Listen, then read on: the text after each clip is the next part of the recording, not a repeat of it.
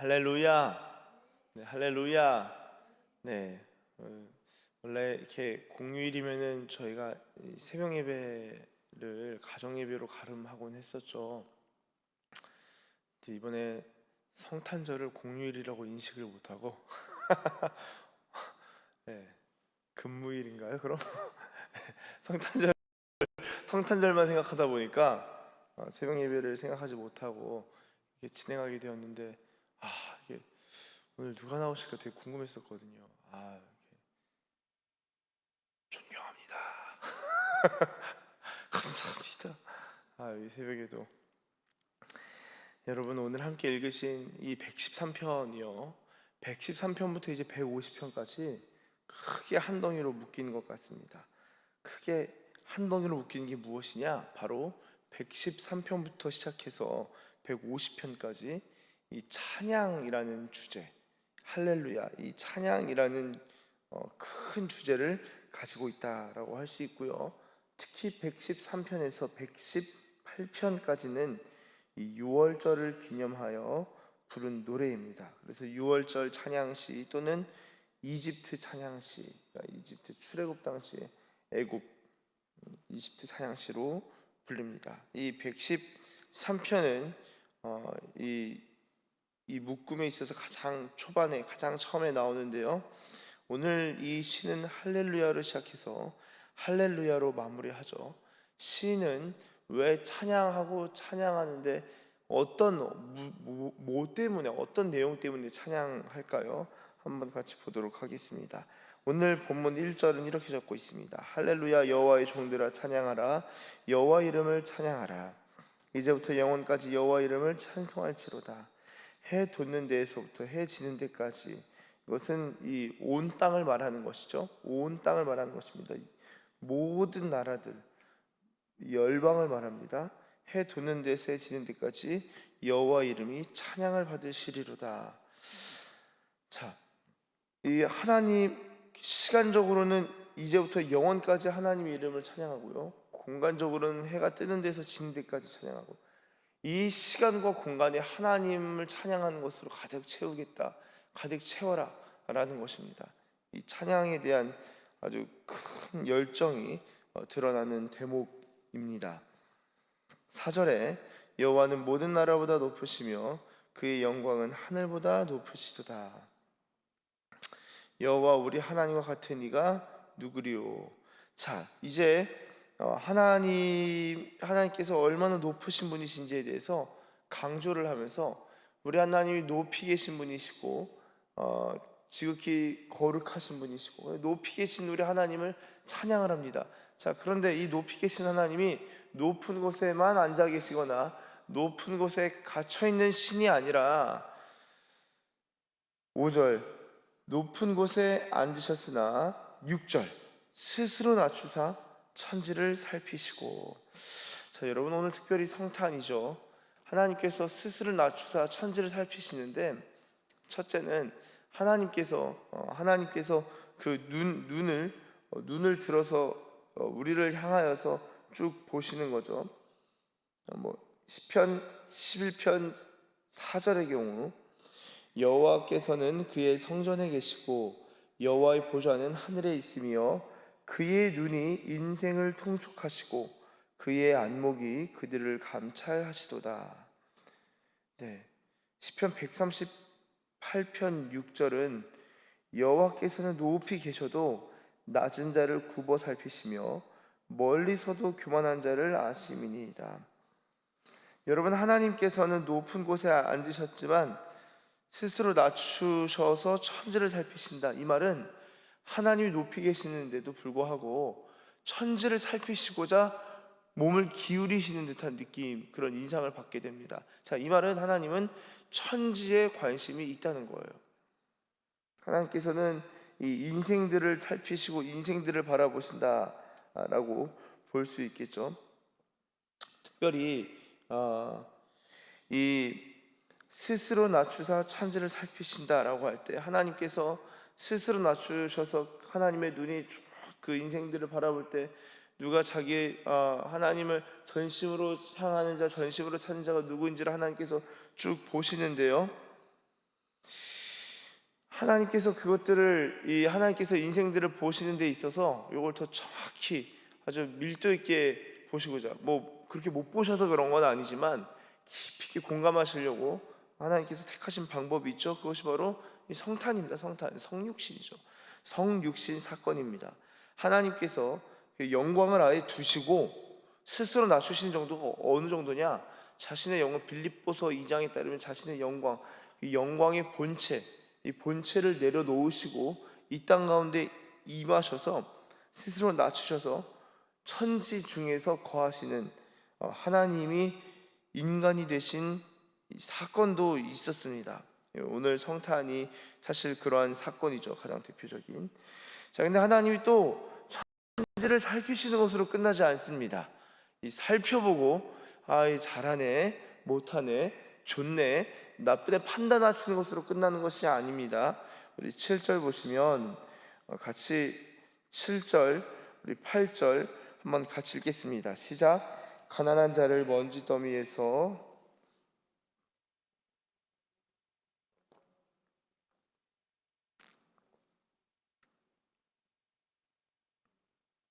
지도자들과 함께 세우시며. 아멘. 자, 천지를 살피신 다음에 하신 일이 무엇이냐? 가난한 자를 일으키신다, 궁핍한 자를 들어 세우신다라는 것입니다. 여러분, 하나님이 어떤 일을 하시는지를 보셔야 돼요. 하나님이 지금 하늘 보좌 가장 높은 영광 가운데 계시는데 자신을 낮추셔서 천지를 살피시는데 도대체 누구를 보시냐? 113편의 경우는 가난한 자, 궁핍한 자. 가난한 자는 어디 있습니까? 먼지더미에 있다는 거예요. 궁핍한 자는 거름더미에 있습니다. 왜 먼지더미와 거름더미일까요? 마땅히 살 공간이 없는 거예요. 지금 가난한 자는 먼지만 가득 차인 어떤 그런 창고 같은 곳에 있는 것이고요. 궁핍한 자는요, 거름더미, 아주 그냥 냄새나고 역한 곳에 사람들이 찾지 않는, 사람들이 보지 않는, 오히려 그래서 가난한 자와 궁핍한 자는 사람들의 시선을 피하고 있는 그런 상황일 수 있겠습니다. 먼지더미, 거름더미에 앉아 있는데 누가 나를 보기를 원하겠어요? 여러분, 이게 참 중요해요. 하나님이 어떤 분이시냐? 가난한 자와 궁핍한 자를 찾으시고 찾아내신다는 거예요. 자, 그런데 또 하나님이 찾아내셔서 가만두시냐? 왜 찾으셨냐? 뭐 하시려고 하시냐? 여러분, 하나님이 그들에게 어떤 은혜를 베푸시냐? 어떤 은혜를 베푸시냐? 저희가 8절 읽었는데요. 지도자들, 곧 그의 백성의 지도자들과 함께 세우시며. 와, 참 놀라운 말씀입니다. 여러분, 하나님께서 지도자들을 어떻게 세우시냐? 왕궁에 가서 지도자를 세우시는 게 아니에요. 물론 왕궁에 있는 왕자들이 왕 위를 잇는 리더가 됩니다. 자, 그러나 하나님의 경우는 어떻게 왕을 세우시냐면은 가난한 자를 보신다는 거예요. 궁핍한 자를 본다는 거예요. 그리고 먼지 더미에 있는 자를 끌어내셔서 지도자들과 함께 앉히시고 지도자들과 함께 그 식탁을 나누게 하신다는 거예요. 하나님께서 택하시는 방법이, 이 사람을 쓰시는 방법이, 하나님의 방법은 먼지 더미와 거름 더미에서 찾아내는 겁니다. 제가 이제 그 독서 모임을 많이 진행했었어요. 독서 모임을 많이 진행하면서 제가 사실 참 민망하지만 저의 시야가 바뀌는 그런 은혜가 있었습니다.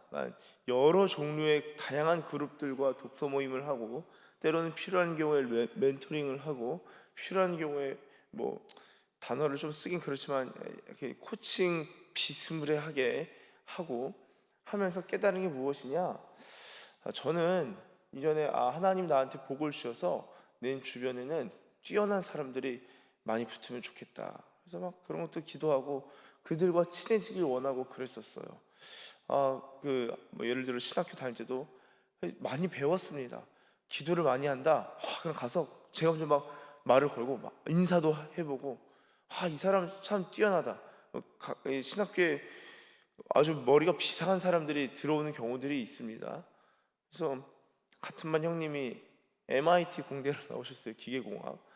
그래서 그 형님과 친해져서 같이 식사도 하고 대화도 하고 막 해봤어요. 관심이 완전히 그냥 성경하고 예수님한테만 있더라고요. 그 형님 같은 경우는 지금 목사님 되셨는지 모르겠습니다.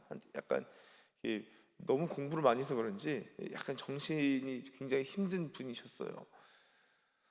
아니 그래서 그런 물론 이제 배움도 있고 그랬는데 제가 이제 독서 모임을 하면서 그러니까 무엇이냐 사람을 섬기면서 깨닫게 된 것이 무엇이었냐면요. 하나님이 어떤 사람한테 은혜를 주는지를 좀 깨닫게 됐습니다. 보니까 아무도 주목하지 않는 심지어 저도 주목하지 않았어요. 독서 모임 할 때 예를 들어 5명을 뽑는데 뭐 5명을 생각하고 있는데 이제 5명 중에 이 한 사람은 잘할 수 있을까? 그냥 내가 열심히 하겠습니다. 말만 그러는 거 아닐까? 요 4명이 똑똑하니까 요거 잘 훈련시켜야겠다. 그 신우들 중에서 똑똑한 애들이 있었어요. 걔네들이 또 마침 목사님 가르쳐 달라고 책 읽고 싶다 그래서 그래 같이 읽자. 그래서 아주 다양하게 읽고 막 글 써오고 파일 만들어 가지고 막 보관하고 저녁하고 막 찾아와서 자기 읽은 것도 읽어달라고 하고 막 그런 적도 있었습니다.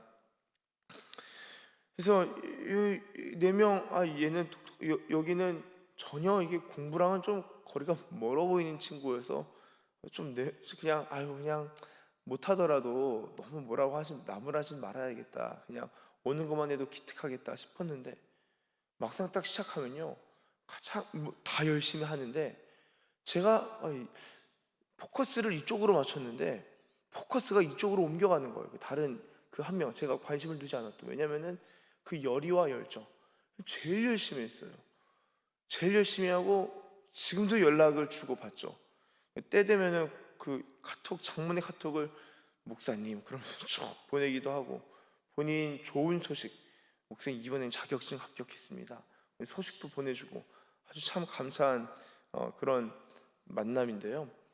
제가 그렇게 사람을 섬기면서 깨닫게 된 것은 저조차도 하나님은 둘째치고 제 눈으로 볼 때는 별거 아니고 여기는 열심히 할 수 있을까 싶었는데 그런 친구들 중에서 꼭 그런 친구들 중에서 잘하는 친구들이 있더라고요. 그래서 제가 이게 느낀 게 정말 이 태도라는 게 상당히 중요하구나. 늘 깨닫지만 애티튜드가 무엇이냐 하나님께서 누구를 택하시는가 이 태도인데 이 태도가 우리 마음 가운데서 주님을 향한 굶주린 마음 어떤 그 craving이라고 하죠. 주님을 향한 그 열망하는 마음 desiring 그러니까 주님을 추구하고 열망하는 마음이 있으면요 내 수준이 지금 먼지 더미에 앉은 것 같고 내 지금 형편이 상황이 거름더미에 있는 것 같은데 그게 문제가 안 된다는 거예요. 주님이 들어 쓰십니다. 여러분 이스라엘의 초대 왕이었던 사실 사울도 그냥 그런 사람이었는데 하나님이 그 사람의 겸손함을 보시고 뽑으셨어요. 사울은 굉장히 겸손한 사람이었었습니다. 자신을 낮추는데 극도로 낮추는 사람이었어요. 그걸 보셨다는 거예요. 하나님이 그런 사람을 뽑으셨다는 거예요. 여러분 다윗도요 주목하지 않는 사람이었어요.